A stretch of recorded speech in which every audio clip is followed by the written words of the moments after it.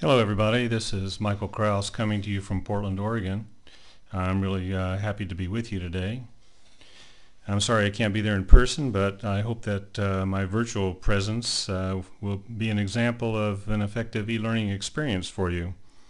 I want to thank Perm State Technical University for inviting me to participate in this international conference, Foreign Languages in E-Learning.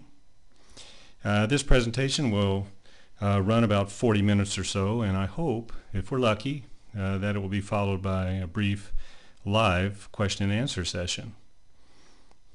Now, my topic today is attention English language teachers. The digital natives are getting restless.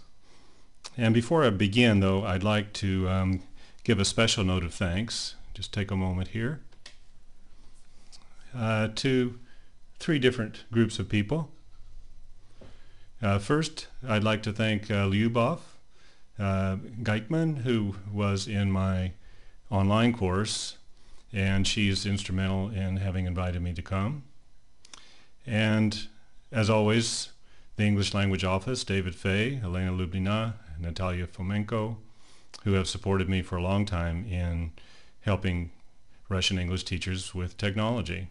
And finally, Svetlana Nazmutinova, and I'm sorry if I have butchered your name a little bit, who's been my liaison person and has helped me with the technical setup and hopefully by now has helped me run a workshop with you.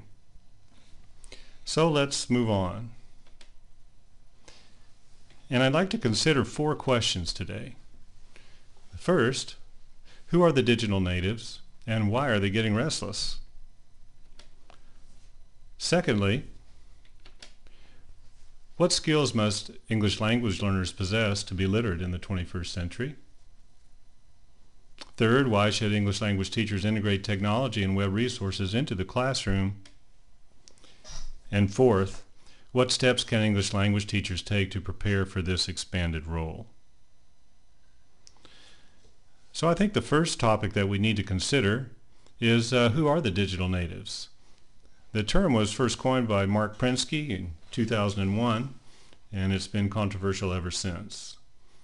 Basically, people who were born surrounded by digital technology and have never known anything else are considered the digital natives, which means they know nothing about typewriters, telephones connected to a wall, anything about waiting for photos to be, quote, developed.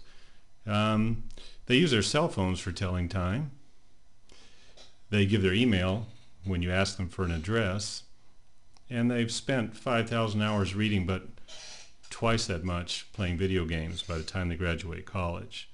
Another rule of thumb that people use is digital natives often were born in or after the year 1980, and I can't see you, but I'm assuming that a large number of you are not digital natives. And by either the age rule or the criteria that I've talked about above, I'm certainly not a digital native. In fact, I'm hard-pressed to even remember what went on in the 1980s, the way my memory's working these days. So, if we're not digital natives, at least some of us, who are we? Well, we're the digital immigrants, according to Prensky.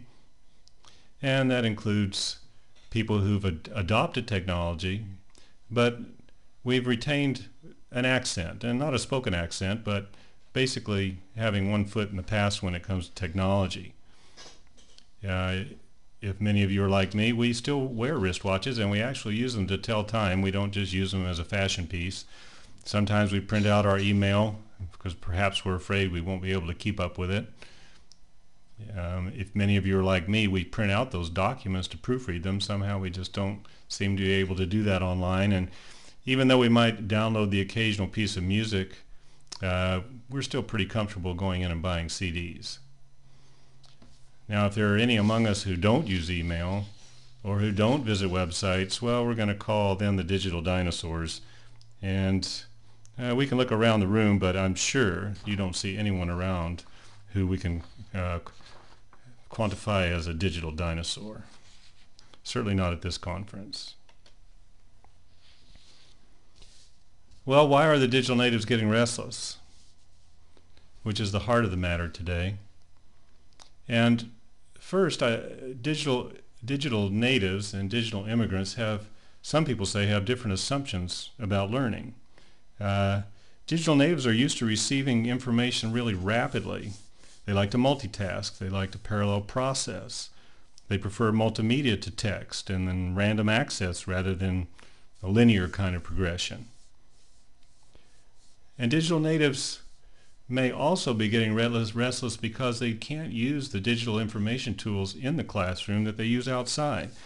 When they're outside of class, constantly on cell phones, MP3 players, laptops, spending time on social networks, and maybe listening to music or even watching TV while they work.